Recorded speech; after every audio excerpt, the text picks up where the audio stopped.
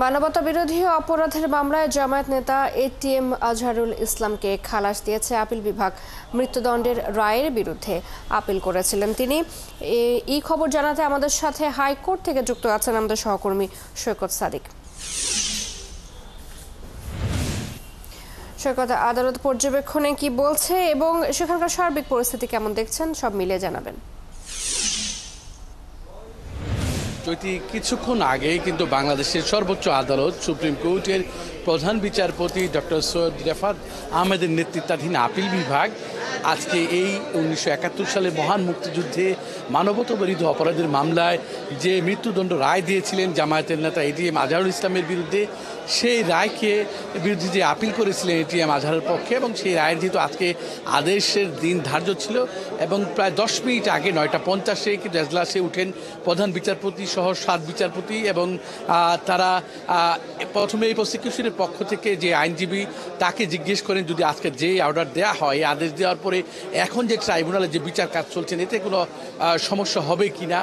এই কথোপকথনের এক পর্যায়ে তিনি তার অর্ডার দেন। তিনি বলেন যে আপিল এটিএম আজহারের পক্ষ থেকে যে আপিল করা হয়েছে এই আপিল অ্যালাউ, মানে এটিএম আজহার যে সাজা থেকে যে মৃত্যুদণ্ডের খালাস চেয়েছেন সেই খালাসটাকে খালাস দেওয়া হলে মামলা থেকে তাকে সাজা থেকে তার সাজা মৃত্যুদণ্ডের যে সাজা সেটা মৌকুব করা। এবং পাশাপাশি আদালত জানিয়েছেন যে এই 71-এর মানবতা অপরাধের ট্রাইব্যুনাল মামলায় অন্য যে মামলার যে রায়গুলো দেওয়া হয়েছিল সেই রায়ও সবই সে মামলা রায়ও বাতিল করেছে। তবে যেহেতু খুবই গুরুত্বপূর্ণ একটু বিষয়, আমরা কিছুক্ষণের মধ্যেই এই জামাতের পক্ষে বা এটিএম আজহারের পক্ষে যে আইনজীবী তিনি কথা বলবেন এবং তার মুখে থেকে আমরা পুরো বিষয়টা কিন্তু জানতে পারবো। আপনার যদি একটু দেখাই, যেহেতু এই রায়কে গুরুত্বপূর্ণ করে, যেহেতু 5ই আগস্টের পর থেকেই কিন্তু জামাত ইসলামের নেতাকর্মীরা দাবি করে আসছিল এটিএম আজহারকে মুক্তি দেওয়ার জন্য। এই জন্য দেখেন আজকে কিন্তু সকাল থেকে আদালত অঙ্গনে বা আদালত পাড়ায় জামাতের নেতাকর্মীর উপস্থিতি বেশ। আমি যদি এজলাস কক্ষের কথা বলি সেখানেও কিন্তু পুরো এজলাস কিন্তু জামাতের নেতাকর্মী, জামাতের শীর্ষ নেতা, বেশ কয়েকজন শীর্ষ নেতা, জামাতের আইনজীবী সবাই কিন্তু ছিল।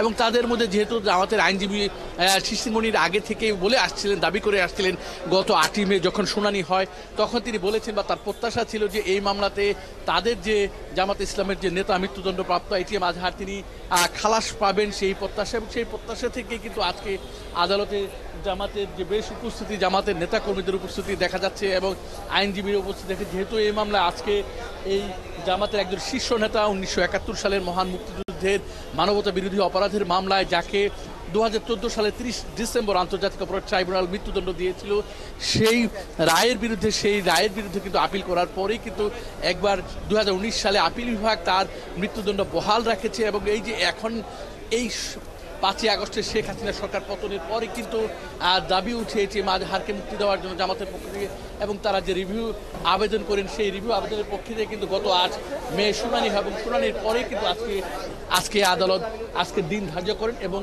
তার প্রেক্ষিতেই কিন্তু আজকে এই আদেশ দেয়া হলো।